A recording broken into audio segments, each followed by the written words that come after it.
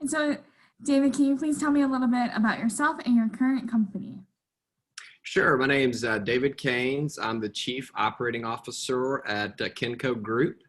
We're the largest woman-owned full-service 3PL in North America. We have distribution, transportation, material handling, IT, engineering, real estate, all that in-house. And we've been doing all that since 1970, headquartered in the Southeast in Chattanooga, Tennessee. And so, what was your role like before the pandemic started? Yeah, I think before and after the pandemic, it's really the what hasn't changed too much. We're Mhm. still charged with executing our clients' supply chains, across the country. How we go about doing that looks very different. I used to travel very heavily, would spend 100 to 120 nights a year out on the road, and Oh, I don't wow. even I don't even know what I ended up with in 2020, but it was Mhm. minuscule Right. compared to those typical. So obviously, this type of thing we got very used to very fast, doing Right. these virtual phone calls, meetings. It was amazing to me how quickly everything evolved into virtual sales presentations, virtual tours of our operations, that type of stuff. So um, yeah, my job, I mean, the what didn't really change. We still have to put the right talent in place, have to execute our operating systems and our processes, and have to deliver the technology and engineering that our clients are looking for. Right. And so, how has COVID impacted your company? Well, for us, we're vertically separated, and so some of the impacts you could see based on the verticals.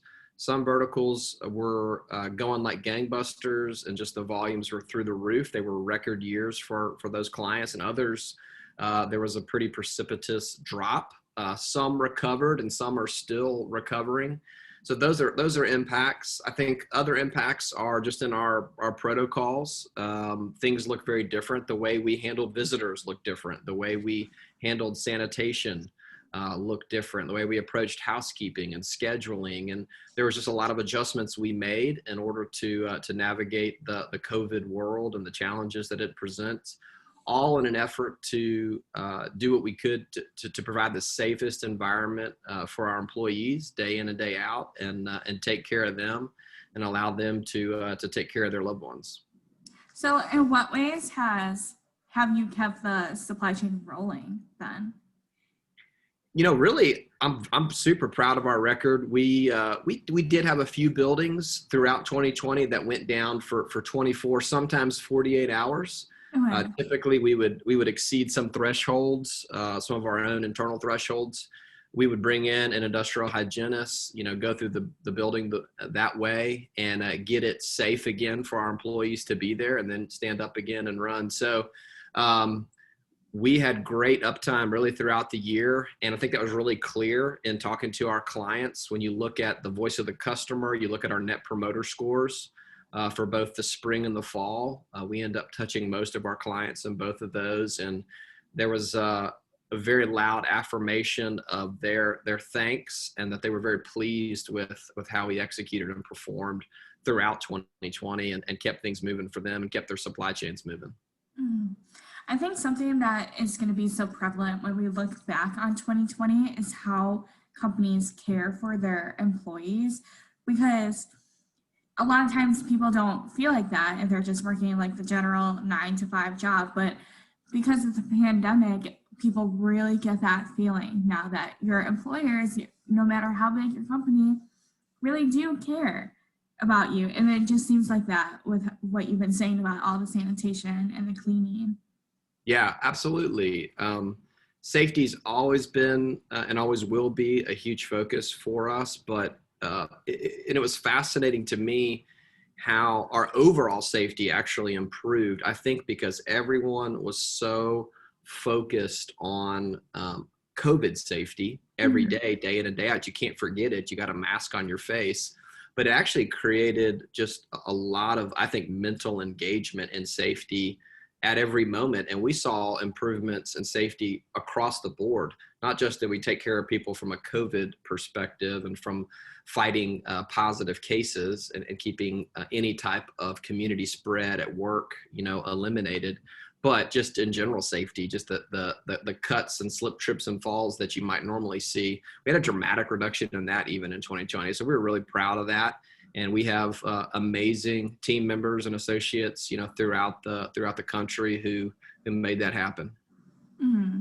It's like you're focusing so much on safety that people are going to be more cautious no matter what.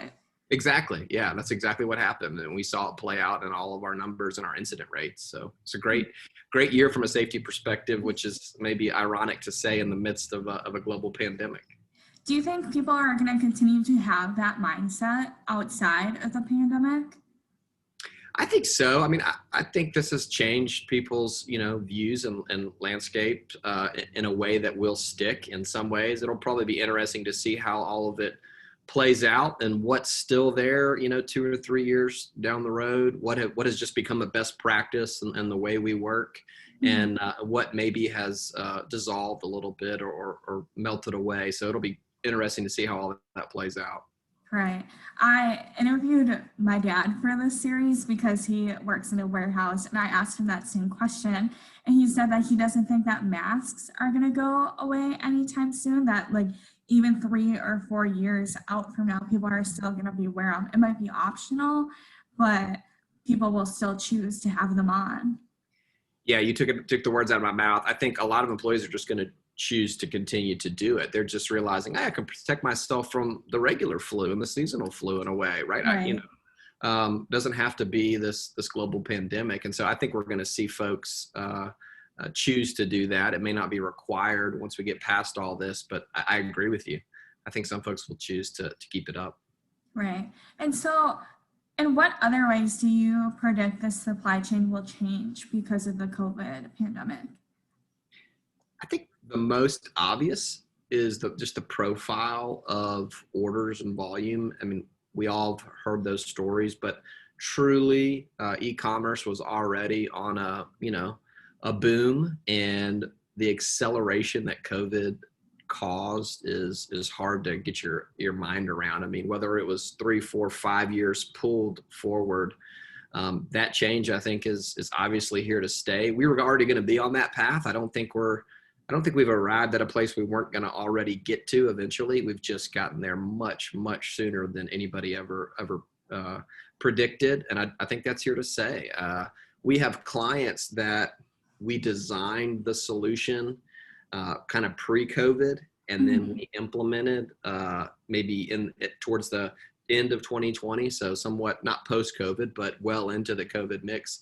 And it's amazing how much their business had already shifted and how much their profiles had shifted. And so we had to really redesign and update some of the engineering and some of the layout designs and approaches that we had put together originally, because their business looks totally different. So those type of changes I think are here to stay. Right. And then Kenco is already so innovative when it comes to its solutions. Did the pandemic put any pressure on you guys to move faster? Absolutely, it did. Some things were some of the innovations were very specific to the pandemic. Things like proximity sensors and trying to help people identify when they're within 6 feet of each other for more than 10 minutes, more than 15 minutes. I mean, stuff like that. Some innovations were just very specific to COVID. Other ones, absolutely. I think you said it well. It accelerated what we were already doing. I mean, some of our automation projects picked up speed. We've got actually about a $5 million installation, not too far from our corporate office with a longtime client. And it's a great automated solution, goods to person combined with pick to light. And again, it creates safety because the picker is not having to move throughout the warehouse to do the order fulfillment. They're not having to, kind of cross paths with other pickers. they can work within their station. The goods come to the person. They place the order fulfillment through a pick to light, and they're able to get all that done, in one spot, which creates safety because they're not less interactions, less elbow to elbow with other associates. So stuff like that, absolutely, it's accelerated, it's moved faster, and I think it will continue to move that way. Mm-hmm. Are there any in the field stories that you would like to share? Is there anything that has made like a significant impact on you during those last year? There are a lot of actually in the field stories. We got 32 million square feet of space. We've got over 100 operations. And so you can imagine all the different stories that probably came out throughout the year. I could easily come back through we call it our being remarkable instances, because being remarkable is one of our values we talk about, which is, can we operate in such a way that we cause our clients to actually stop and remark about what it is to do business with Kenco, what it's like to work with Kenco? So there are a lot of them. I'll tell you at a broad level, like maybe either side of the coin, I'm amazed at our locations who have that record volume hit. I mean, we ship a lot of packaged food, we ship toilet paper, we ship disinfectants, I mean, that kind of stuff. And so where the volume went on those items. They went through the roof. And our associates at those facilities who, I mean, what a challenge. You have all the stress of COVID on their personal lives and their families. And the way they continued to execute with excellence and diligence day in and day out was absolutely remarkable. And on the other side of it, the verticals where they were more industrial and their volumes really fell off dramatically. A lot of the times, go back to a comment we said earlier on safety, a lot of times when your volume falls off, you disengage, you're just not as attentive as you should be, and you end up getting hurt. You end up having safety incidents. Those sites had tremendous safety years. So they didn't have this massive volume to overcome, but they had this low volume, and even in the midst of that, stayed in tune, stayed attentive, stayed intentional, and really performed at a remarkable level from a safety perspective. So those are broad examples, but there was a lot. Well, that's still very cool. Yeah. How do you expect others to continue to rise up to the occasion when it comes to the pandemic? I just think we don't always know exactly what's around the corner. In fact, we were talking about it this morning. We can see the light at the end of the tunnel. The vaccine is rolling out, but we have to stay really intentional here because we're not there. The numbers, across the country for December are frightening. I mean, a huge percentage of incidents are happening in December versus all the other months, in comparison. And probably a combination of the holidays, right? And people going out at Thanksgiving. And obviously also what the COVID fatigue factor that people have talked about, they're just getting tired of the discipline. So we've just sort of redoubled our efforts and reminded everybody, guys, the two most fundamental things are keep on your masks, right? And maintain the 6 feet at all times. And we can't get lax on that, and we can't slow down on that. So we need to finish this strong and see the vaccine all the way through, and then get on the other side of it and look forward to what's ahead. Right. It's just like, it's basically the golden rule at this point. Like, you wouldn't want someone to like cough on you, so why someone else? Right. Exactly. And then do you think the future generation will be more likely to choose a career in the supply chain? And if so, what advice do you have for them based on what you have learned this year? In my experience, yes, supply chain is continuing to grow and to get an emphasis. There are a lot of studies out there that show things like the number of CEOs today that had a supply chain background, the number of companies that have a chief supply chain officer versus just 4, 5, 6 years ago. You look at the universities, and those supply chain programs within their, whether it's within engineering or business, depending on how they set it up. Those programs are booming with students. So I think it's an absolutely fabulous place. It's so interdisciplinary. You learn business, you learn accounting, you learn technology, you learn engineering pieces. There's just so many elements to it that I think even if you studied supply chain and then decided to go do something else, you would be well suited and well ready for it, because it's a really well-rounded degree. But I think supply chain it's a ton of fun. You know, no 2 days are alike. You got challenges you got to manage, and if that's your personality, it's a great place to be.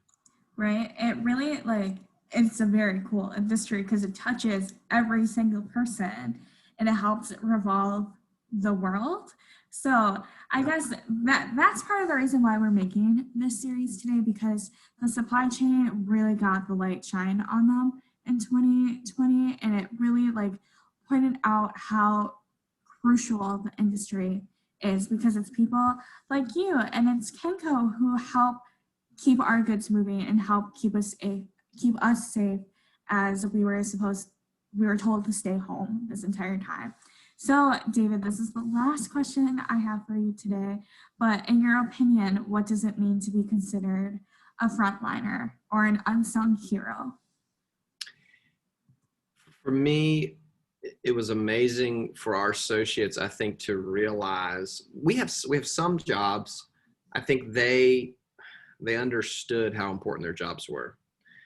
Things like delivering infant formula, and right? I mean, helping kids get off to a great start. I mean, that kind of thing is obvious to kind of feel your purpose and to see your purpose. Other ones, I think that maybe stretch you a little bit is we've got maybe automotive places where the engines run generators which power hospitals. And you have to, if you're sitting at a pack table and you're packing an O-ring, you got to remind yourself, hey, this O-ring is going into the engine, which runs the generator, which runs the hospital. And I might need that hospital one day. You still see your purpose inside of that. Or those engines run school buses, or, that kind of thing.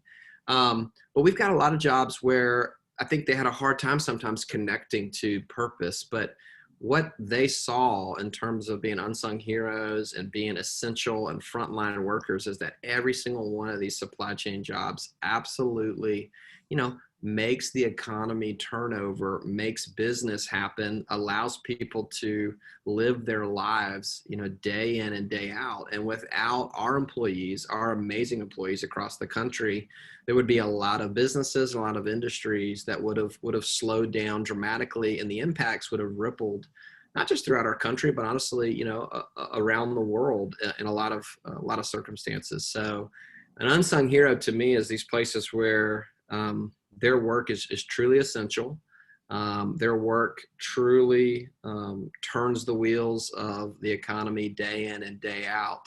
And I think everyone realizes that a lot more now than they did, 9-10 months ago. I completely agree with you. But that's all I have for today. David, is there anything else that you would like to add? No, that's it. I enjoyed it. It's good to talk to you. It was good talking to you too, so thank you so much. You bet.